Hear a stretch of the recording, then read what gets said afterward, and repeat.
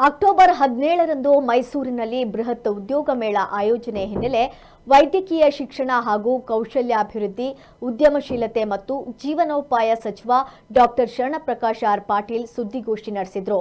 ಉದ್ಯೋಗ ಮೇಳದಲ್ಲಿ ಭಾಗಿಯಾಗಲು ಈಗಾಗಲೇ 24,000 ಮಂದಿ ನೋಂದಣಿ ಮಾಡಿಕೊಂಡಿದ್ದಾರೆ. 15,000 ಮಂದಿ ಎಲ್ಲ ಪ್ರಕ್ರಿಯೆಗಳನ್ನು ಪೂರ್ಣಗೊಳಿಸಿದ್ದಾರೆ. ಮೈಸೂರಿನ ಮಹಾರಾಜ ಕಾಲೇಜು ಮೈದಾನದಲ್ಲಿ ಅಕ್ಟೋಬರ್ 17ರಂದು ಬೆಳಗ್ಗೆ 9 ಗಂಟೆಯಿಂದ ಸಂಜೆ 5 ಗಂಟೆಯವರೆಗೆ ಉದ್ಯೋಗ ಮೇಳ ನಡೆಯಲಿದೆ ಎಂದರು.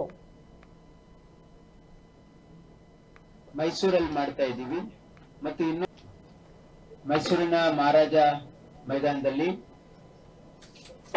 ಮೈಸೂರು ಡಿವಿಷನ್ನಿನ ಒಂದು ಬೃಹತ್ ಉದ್ಯೋಗ ಮೇಳವನ್ನ ಹಮ್ಮಿಕೊಳ್ಳಲಾಗಿದೆ. ಈ ಉದ್ಯೋಗ ಮೇಳ ರಾಜ್ಯಾದ್ಯಂತ ನಾವು ಮಾಡ್ತಾ ಇದ್ದೀವಿ. ಈಗಾಗಲೇ ಒಂದು ಬೃಹತ್ ಉದ್ಯೋಗ ಮೇಳವನ್ನ ನಾವು ಬೆಂಗಳೂರಲ್ಲಿ ಮಾಡಿದ್ವಿ ಮತ್ತು ಇವತ್ತು ಮೈಸೂರಲ್ಲಿ ಮಾಡ್ತಾ ಇದ್ದೀವಿ ಮತ್ತು ಇನ್ನೊಂದು ಉದ್ಯೋಗ ಮೇಳವನ್ನ ಮುಂದಿನ ದಿನಗಳಲ್ಲಿ ಹುಬ್ಬಳ್ಳಿ ಅಥವಾ ಬೆಳಗಾವಿಯಲ್ಲೂ ಕೂಡ ಮಾಡತಕ್ಕಂತ ಉದ್ದೇಶ ಇದೆ. ಈ ಉದ್ಯೋಗ ಮೇಳದಲ್ಲಿ ಈಗಾಗಲೇ ಉದ್ಯೋಗ ಆಕಾಂಕ್ಷಿಗಳಿಗೆ ನಾವು ರಿಜಿಸ್ಟ್ರೇಷನ್ಗೆ ಅವಕಾಶ ಮಾಡಿಕೊಟ್ಟಿದ್ದೀವಿ. ಸುಮಾರು 15 ದಿವಸದಿಂದ ಇದು 24,000 ಉದ್ಯೋಗ ಆಕಾಂಕ್ಷಿಗಳು ಈಗಾಗಲೇ ಎನ್ರೋಲ್ಮೆಂಟ್ ಆಗಿದೆ.